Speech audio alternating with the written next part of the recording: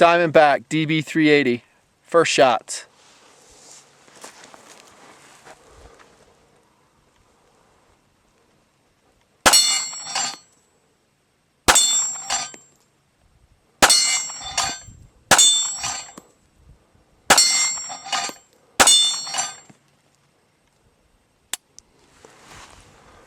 Golden. Pretty sick. The only thing I don't like is that it doesn't have a last round hold open. Roger that.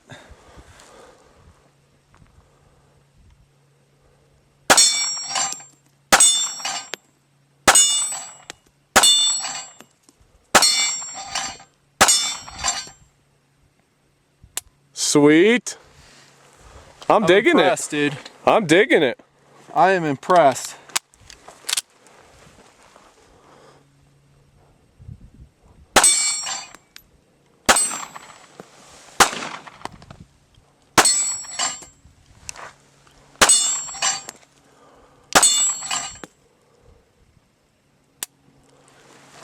Wow.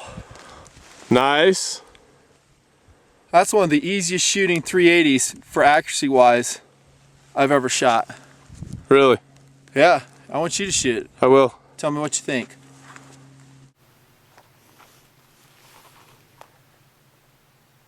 Extra innings for the little Diamondback DB380. I'm exhausted after a long day of shooting, but I want to make some time to see if this thing will vindicate itself. Having been shipped back from the factory. FMJ ammo.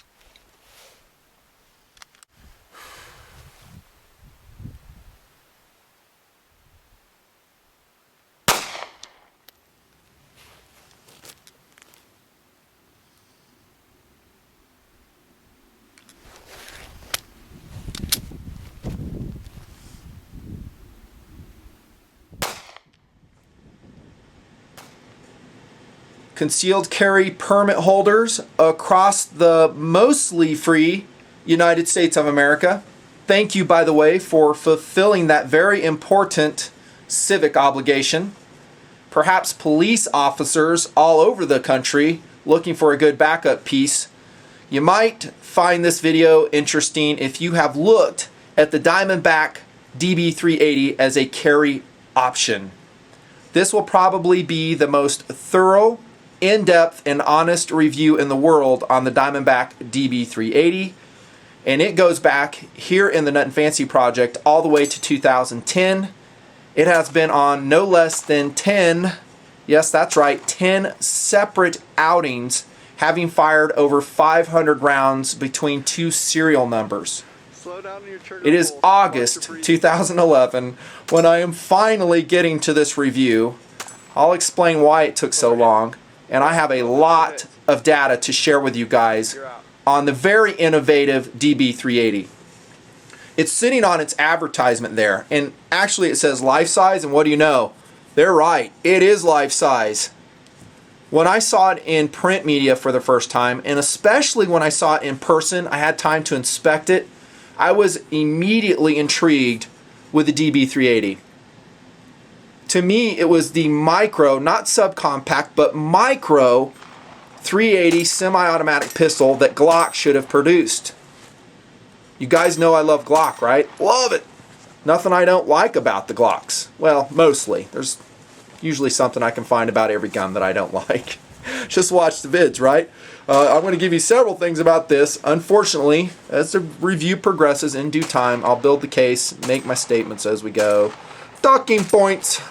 But look at the gun. It is really cool looking, and it is innovative in its design because it's basically a Glock shrunk down in some respects. I'm not talking completely in design, but if we look, I don't know, just because I have it here, here's a TMP Glock 19, circa late 80s. You've seen it on camera before. This is kind of like that, at least in looks. I'll explain some differences if I remember as we go down the talking points. And I'll tell you what, dudes, there's going to be some twists and turns in this Nutnfancy tabletop review on the Diamondback 380, and I have bent over backwards giving it an absolute thorough and very fair and hopefully long-term review. Okay, I'll explain as we go along. Jumping in, talking points, philosophy of use.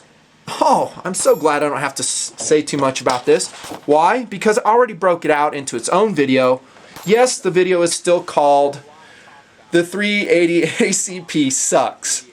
That's right, that's my philosophy of use for the 380 pistol. I think some TMPers, that is, my friends across the world here in the United States of America, that subscribe and support me in TMP, voice cracking, they took offense when I came out with that video. They're like, dude, we thought you loved the 380 ACP because I did very positive reviews, and I'm going to roll these in as the video goes on, guys, on the Kel-Tec P3AT, right? What a standard of measure that is. Don't have one for the camera, but also the Ruger LCP, and then also the awesome Sig Sauer Sig P238. Great reviews on those, and I stand behind everything I said on them. The reality check that video does, however, is to wake people up to several factors you need to be aware of when you choose a 380 as your primary carry option. Go reference the video. I'm not going to go into a lot of depth. I will cover just some brief points here. One is stopping power. Okay, the 380 is much better than nothing. I mean, I've talked about that in other philosophy videos, right? Especially when I used that Beretta 950 Jetfire and 25 ACP. The old firepower versus mobility argument that I've put forth and tried to educate people on still plays. I ain't changing nothing about that. However, things have changed as technology has progressed. For instance, one of the things I said in the 380 ACP Sucks is if you are choosing the 380 ACP as your primary carry option, are you really that size and weight limited where you cannot upgrade to this? A subcompact 9mm. Here's the Kel-Tec, outstanding Kel-Tec PF9. I've talked about it for eons. Weighing at about 12 ounces. What? Car PM9? About the same weight. Okay, I'm talking about civilian sheepdogs opting to carry a semi-automatic pistol for their primary weaponry, and they choose the 380. I want you to be aware you are making some, well, what do you say, compromises in stopping power. I mean, where did it go? I had one on the table here. Here we go. Here's a 90 grain Hydra-Shock versus, I don't know, 115 grain standard pressure 9mm. Okay, very size efficient for its size, good stopping power. I talk about that in that video. Go reference it. Okay, I'm not going to say in every situation that's the way to go. I'm saying a lot of situations, a gun like the DB380, the others I've shown you, the 380s, are perhaps the only 380 you can, or I'm sorry, not 380, but subcompact pistol that you can fit into your system. Maybe you're in shorts, tank top, whatever, wife beater tank top. You're wearing your pistol in summer gear. This might be the size of gun you have to go with. Also, when we talk about police officers as a backup gun, okay, it's not your primary gun. In that philosophy of use, the 380s make a lot of sense. I would opt for them much more than generally I would go with a 25 ACP or a 32 ACP. All that still plays. One of the other key things I really want to harp on is also the cost of shooting your 380 ACP. It is I won't say astronomical, but it's pretty much up there. The cost of ammo has not come down, even though there has been a huge proliferation of the 380 in sales. You would think, like the 9mm, as you know, thousands upon, let's say millions of rounds are produced, the cost would come down. That has not happened. And that was one of the big points of that philosophy of use video. I want you guys to understand that. To get good at your 380, whether it's this gun or whatever other 380 you choose, you're going to have to send some rounds downrange and get good with it. And it costs a lot of money. The defensive loads are more than the 9mm options. Still, by several dollars. I mean, we're talking sometimes $5 for a box of 20. More expensive than 9mm. Okay, so for just a slight more increase in weight and I don't know, size, maybe more than slight.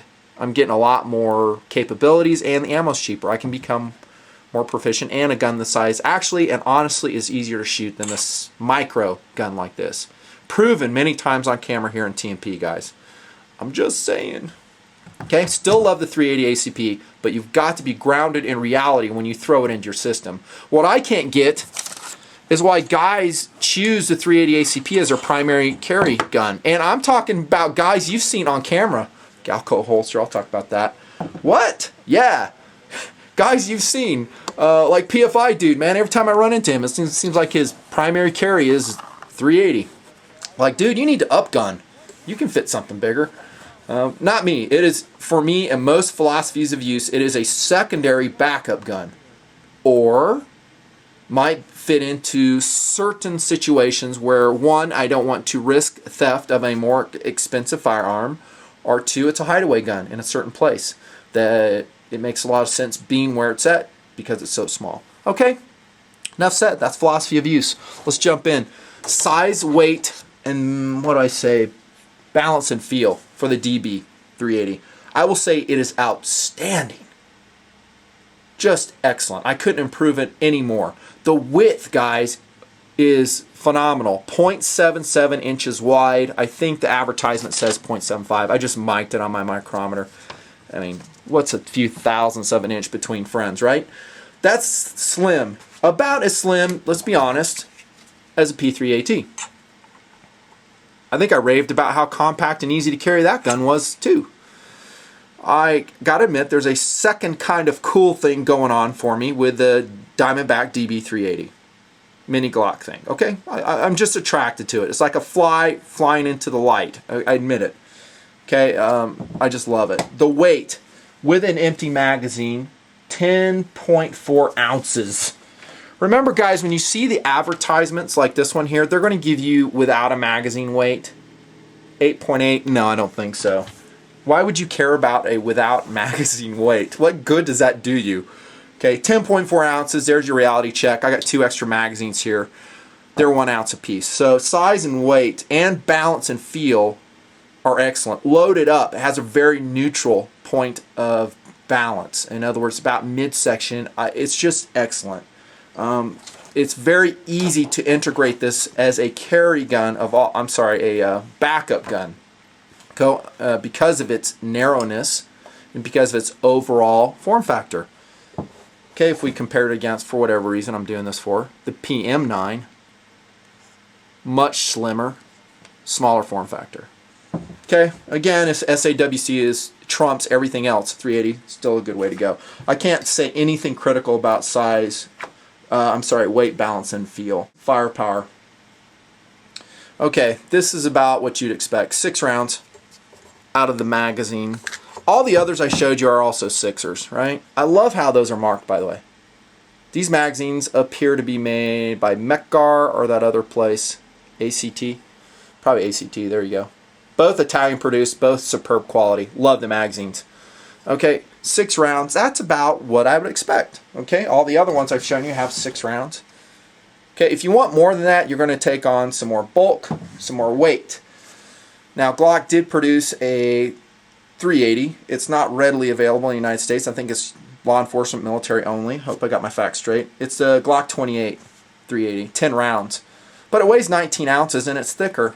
To me, even if it was available in the United States, I would not be interested in that gun. Now we get to a point where it's almost as heavy as a 9. Actually, it's heavier than this 9mm. Right? Thicker than this 9mm. Why would I be interested? I wouldn't. Okay, firepower is adequate. It has an advantage over the subcompact revolver in that it's easier to reload for most people. Now, if you're a practiced dude or dudette with a revolver, you might be able to beat it. Most can't. And I think the semi-automatic is always going to be easier, faster, and more readily reloaded than a snubby. That's firepower. Accuracy. Cruising so far. Don't worry, I'm going to get bogged down here, I guarantee it. Accuracy is absolutely amazing from the Diamondback DB380. What? Yep. I'm just going to lay it truthfully out as I see it. This is the most accurate 380 I have ever shot in my life, including the Walther PPK, which I love, which up to that point was the most accurate. Let me show you. Remember, I've had this since 2010, multiple outings, some at Impact Guns, shooting with such friends as Terry G. I think I'm going to break that out into its own video. And let's see, Derek at the other Impact Guns location. Various crew members like Crockett and I shot it. These targets are going to come at you in no particular order, okay? Because I don't want to waste time sorting them out. I did my credit card drill with Terry G. Gunsmith up Impact Guns, Ogden. Love Impact. They've been supporters of the Nutnfancy project since 2008. Yeah. This is December 2010. This is my target. Credit card drill, if you don't know, is at 7 yards. You're trying for maximum accuracy. Your goal is to get all those rounds in this outline of that credit card. Guys have been following TMP for a while, have seen it several times. I think I beat Terry on both accounts when he was shooting his Equinox P238. Terry G, by the way, is a very good shot. He's a great pistol guy. Not too bad, though. That is good accuracy. I think I got another one here. Yep, here we go. Oh, yeah. That's all counters right there. 5 and 5. And then this credit card outline. Whoa, that's a sweet group. I was pretty stoked when I got that. I forget if one came out there. I forgot what I scored it. But it pushed out the SIG P238 in that round. Hold on. There's a lot more targets to come. Oh my gosh. Here's June. This is just a couple months ago. That's with Hydra Shocks. Standing 6 yards out of that gun. Guys who look at that and they go, oh, that's nothing special. Do it. Try it. Try it with a micro 380 or any other gun that's micro. It is extremely difficult to shoot those tiny guns accurately. Small lapses in breathing and trigger control will throw those rounds off into the next county. No joke. I've talked about that a lot. Here comes another one.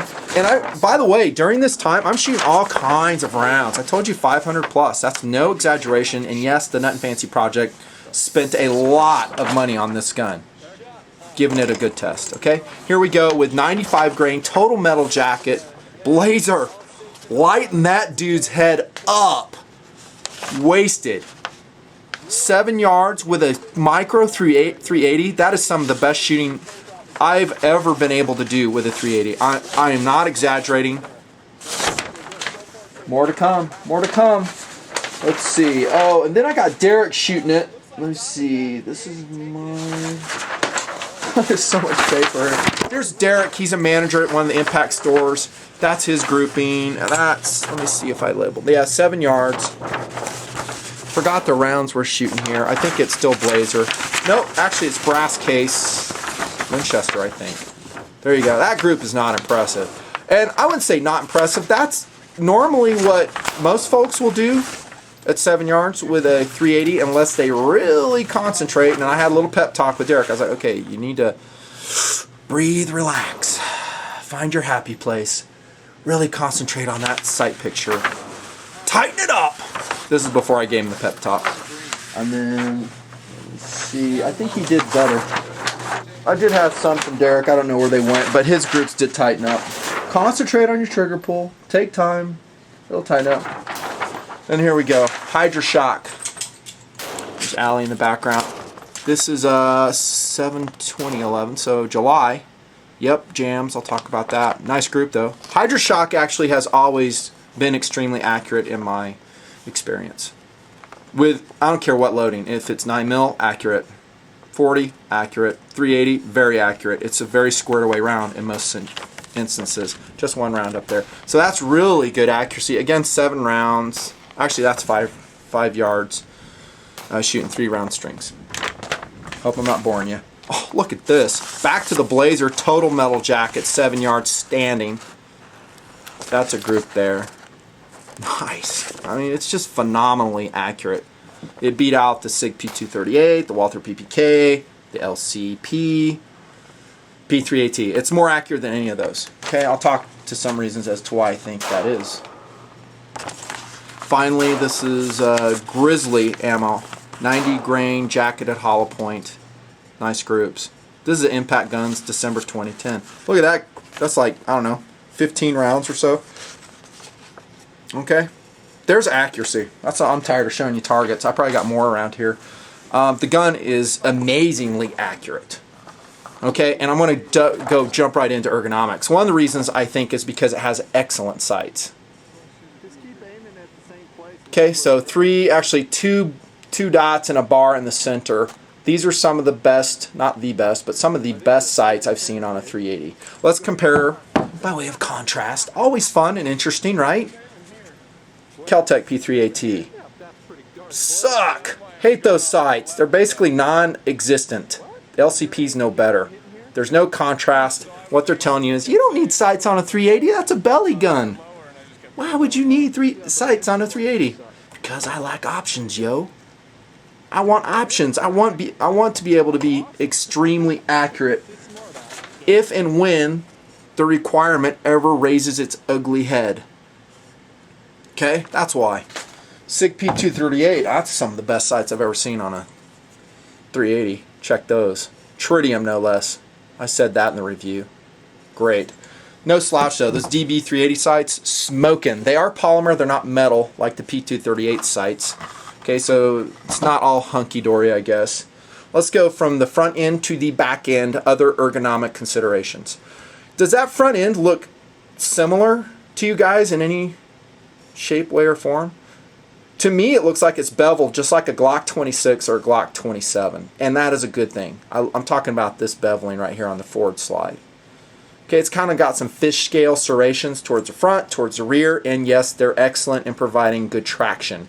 I don't ever recommend you use them up here. Just wouldn't. Okay, the overall slide is covered in melanite. Very durable finish, and they have another one. It's called EXO coating. It's a nickel boron. High lubricity coating. I think it kind of looks like matte silver. Nickel. This one I think is the melanite version. I think they're all good. The steel that it's made out of, 4140 for the barrel and for the slide. It's a high quality materials mostly. I will elaborate throughout the DB380. Ergonomically, I love the frame. Why shouldn't I? It's like a Glock. Squared trigger guard. Big plus. There's some serrations on it too. Marginally useful. Better checkering there on the front strap. Okay, very first generation Glock-like on the side. Basically no traction whatsoever. If you have a Diamondback 380 and if it survives in the marketplace, I highly recommend Decal Grip come out with some inserts for the DB380 just like this PM9's wearing. You can tell this has been carried a lot. It's got a lot of lint on it, but that would give you a lot more traction on it. It's got a rounded backstrap, very comfortable, and kind of a beaver tail. I experienced no slide bite whatsoever with a Diamondback 380. Okay, my hands are large variety. Trigger. Safety checked. I think someone was saying it's like 5.5 pounds. Not on my scale. I measured it, and it's a very stiff 7 pounds. Okay, but there is very little take up, and it is very smooth. And I think that's another reason why you're able to achieve good accuracy, maybe more than good, phenomenal accuracy with the DB380. The trigger, by the way, is a MIM'd steel part. I saw no failures of any kind with that trigger, and I love the fact that it is steel. And we're still talking about a 10.5 ounce gun. There's the magazine release. There have been some issues with it. This is serial number 2 for the Nutnfancy project. I'll tell you why. The first serial number had an extremely stiff magazine release where it was almost impossible to not shift your grip to extract the magazine. This one is much better. Yes, I did call Diamondback, told them about it. I said, that magazine release you got on that little gun sucks.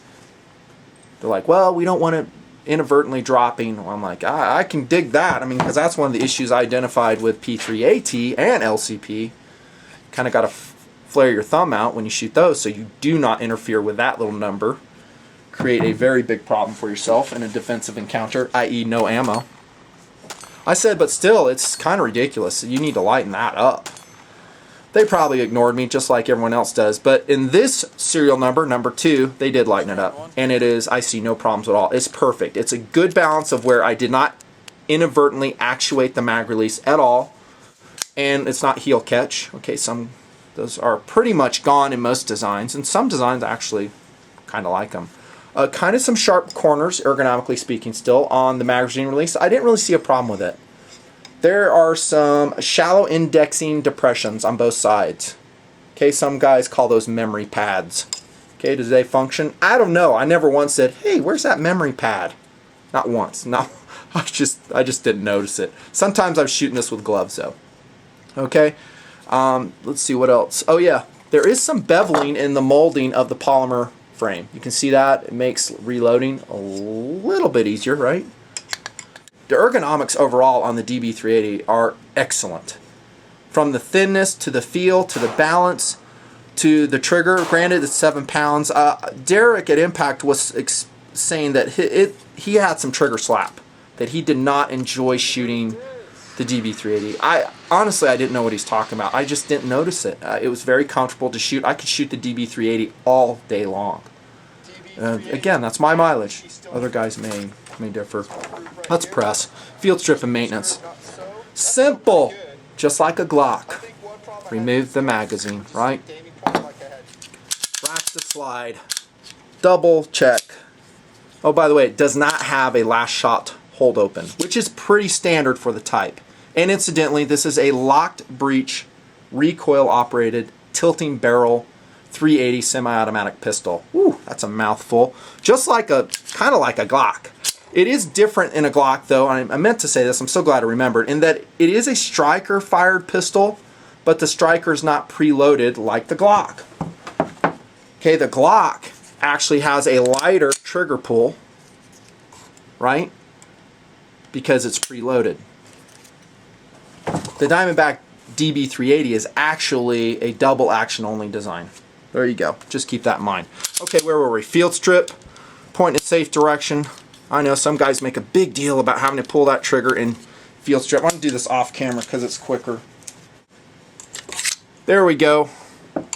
That's the slide off of the DB380. Okay, notice it has a double captive recoil spring. Very common in several designs these days. We're seeing it in all the Gen 4 Glocks, of course. This whole slide assembly is very Glock-like. Terry G and I were discussing that. I'm going to break that out into its own video. I'll tell you why. But there you go. It's a Glock. It's a mini Glock slide. This bottom portion, however, just like Terry G was talking about, very car-like. Just like the PM9. It's got a double trigger bar, double action only. No preloading of the striker once again. Okay, I guess I'll show you now. This is where the slide rides on right here, right? Okay, Terry G's actually busted. He had a DB380. These are MIM'd parts. MIM'd is usually good, not always, and there can be failures of anything and everything in all manufacturers. However, while I have this gun apart, I will tell you, his rear slide guide right here busted. Within the frame, he could lift it up. He sent it back to Diamondback, which, by the way, has excellent service and a lifetime warranty on this gun. And they replaced it. He's had no problems in minimal shooting. I gotta be honest, he hasn't shot his a lot. That's field strip and maintenance. Then you can take your spring off, clean the barrel. I don't want to get my fingers all greasy. Simple Simon, just like a Glock, right? Field strip and maintenance, easy. While you have that gun off, or the slide off, I'd probably lubricate those slides with maybe some Militech, Weapon Shield, favorite lubrication, whatever you want. Accessories and versatility. Versatility is philosophy of use. What kind of POUs you going to put in? We've talked about that. Accessories are numerous because of its size. It'll fit all kinds of holsters. There's an Uncle Mike's inside the waistband. Uncle Mike's ankle carry. By the way, I've talked about this. I'm not a big fan of ankle carry. In some philosophies of use, it makes a lot of sense. Maybe a police officer backup gun. There's a Galco. I kind of had that hanging on the right. What is it? A Pro 460. This actually is a little bit small for this one. Okay, it still works. This is a good holster, by the way. Breaks up the outline, locks it within your pocket for consistent draw. It's very important. This is a Blackhawk one. Okay, that'll fit the DB380. It'll fit most subcompact 380s. Great way to go. The only problem with these systems right here, and I always think in systems, you guys know that, how are you going to carry your ammo? You need to have an extra mag, at least an extra mag, when you're opting for 380, especially as a primary gun. I can't believe how many people carry 380. Hey, you got an extra mag? No. I'm like, oh, Weakness. First, you're going with a 380 as your primary carry gun, and then you have no spare ammo. Deduct 400 man points. Check this out. I found this at Cabela's, dudes. This is kind of cool. Okay, and your spare magazine goes right like that. Just like that. If you guys are interested, made by Bulldog. It's got a magnetic catch right there. And I need to push that down all the way so it can seal. There you go. Carry that on your side. Hey dude, your cell phone is huge. All you have to say is, you're right. I need to get a new one. Okay, that's pretty undercover. As far as sights, extra magazines, other stuff like that, I don't know if there's too much for the Diamondback 380. I don't know if you need it. Night sights, I don't think they're out there. I may have missed it. There you go. That's all I'm going to say about accessories. Mostly it's a holster issue with a micro 380. Value. I'm going to give it a big hit right off the bat because it's a 380. Okay, 25 rounds, Hydra Shock. I just priced it tonight online at a place that's really good with ammo. And it was 18 bucks, which is a pretty good deal. Okay, and then 9 mil of the same, same loading, I think was like $3 cheaper. Yeah, so it's expensive to shoot. The defensive loadings, very expensive. Prepare yourself. Overall, though, the purchase cost of this is around $315 to $350. Doable. Definitely less expensive than a P238. By the way, that P238 has a more complicated battery of arms. A la 1911, you need to be ready for that if you're opting to have that for your girlfriend. Like I said in the review, you better make sure she knows how to operate it because it's easy in the heat of battle to get confused with and forget that safety. Next thing you know, you're dead. Simple battery of arms, very Glock-like, no external safeties. Forgot to mention that, and look how smooth that is. Nothing to snag on. Simplicity. Love simplicity. Let's say around $350. Adequate value, not smoking value. Here we go. Big turn in the road. Durability and reliability. This is serial number 2. It's 2011. And I had numerous reliability issues with a Diamondback DB380, especially with number 1, with all types of ammunition. First up, failure to feed. Okay, it would not eject the round, it would not feed the next round, even with full metal jacket loadings, total metal jacket loadings, all types of brands, Independence ammo. Some guys say, oh, that sucks. Well, I still think it should feed it. Hydra Shock, PMC, White Box, Winchester, I think that was it. Blazer. It wasn't, what do I say, all the time. It wasn't 100%. It would be just like the gun would fire. 25 rounds later, it would jam. Okay, serial number 1, and this is actually kind of a two-parter because I'm talking about a different gun, not this one. In DB380 number 1, it also had a very concerning failure to reset the trigger. Okay, and actually I did see it in this one too. That to me is a showstopper. I don't care why it happened. I'm shooting the gun, I pull the trigger, bam, bam, bam, next thing, nothing happens. The trigger did not reset. Was it because I rested my finger on the trigger? Who cares? Slide comes back, it should cock the gun. You know, now I'm not saying I was holding it rearward like that. You guys know I've been shooting pistol enough knowing not to do that. But I came off the trigger, pulled it, nothing happened. Failure to reset. That to me is a showstopper. That's something that will get you killed. Okay? If you need your gun, you're in a lethal force encounter. I hope it never happens. Light primer strikes. Saw it in serial numbers 1 and 2. Concerning, and I'm like going, well, maybe it's ammo, but then I started thinking I've shot that ammo through all kinds of other 380s without problems. So kind of we have a standard of measure here. Is it meeting a standard of measure? And the answer is no, it's not. Light primer strike. Another concerning thing, serial number 1, the trigger pin freaking backed out while I was shooting the gun. Yeah, it came clean out of the gun. I'm like, are you kidding me? I had so many issues and lost so much confidence in serial number 1 that I do what I always recommend you do. I don't know if I'll always be able to do this, but I sent it back to the manufacturer with a list of things that I think are jacked up with the gun. I told them everything I just explained. I said, this gun has issues. I don't want it fixed. I want a replaced gun.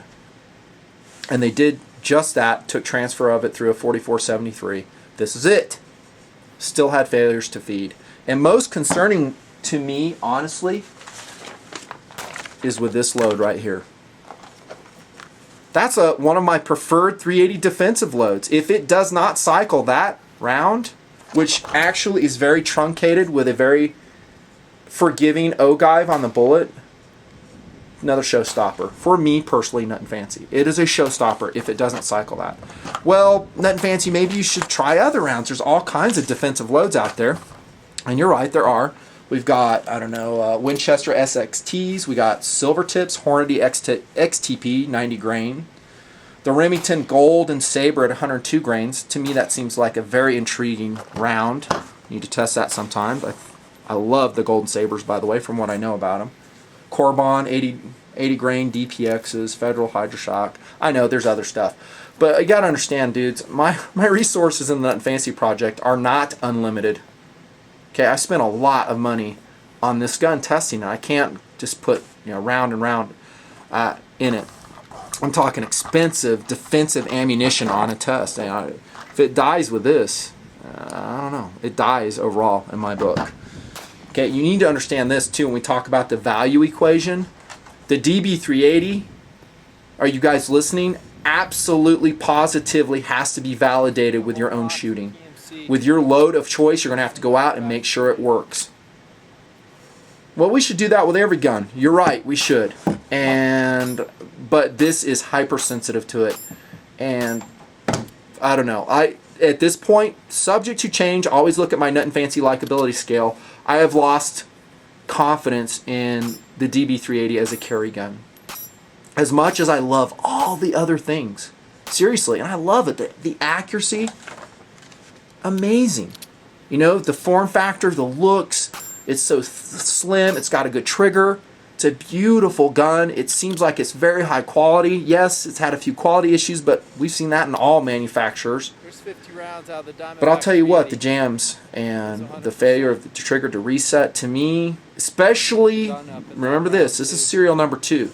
Getting it back from the factory, getting the revised gun. If there were some issues in early 2010 when I got serial number 1, maybe this one should fix them, right? But I still had the same issues. Okay, my whole purpose in carrying this gun, whatever philosophy of use it is to step in and save lives when the need arises, right? To me, it's not really a recreational gun. It's way too expensive to shoot recreationally. Yeah, you can reload it, but like I said in the philosophy vid, it's still a lot of money to reload, time. Track record, I have to say it, subject to change, is abysmal for the DB380 in the Nutnfancy project. It just is. 90% is not good enough for me in a 380. Now, granted, the American Rifleman, a publication I very much respect from the National Rifle Association, they did a series of they did an article on 380s, and they reported that pretty much every 380 they tested had jams, including this one, I think. Okay, so I'm not saying this is anything new, but for the extensive and long-term tests I gave the DB380, it's disappointing, Oh, and I'm so glad I remember this. On serial number 1, I actually took it to Terry G at Impact, and we did some gunsmithing on it. I told him, I was like, Terry, this is not feeding reliably. Okay, what up? Is there anything? I mean, I'm planning on sending it back to the manufacturer. Is there anything you can do? And so he did a polish job on the throat. Okay, and honestly, I took it out. I looked at the polish job that came from the factory. I was like, that it looks pretty decent. It doesn't look like we need to do much on that. But he did it, and I was like, well, he knows a lot more about that kind of stuff than I do. And with that serial number, I'm sad to report it did not help. Okay, so it was sent back to the manufacturer. Check this out. We're talking 10 outings, 10 separate outings where the Diamondback DB380 was shot with all types of different ammunition over a span of a year. Pretty much a year.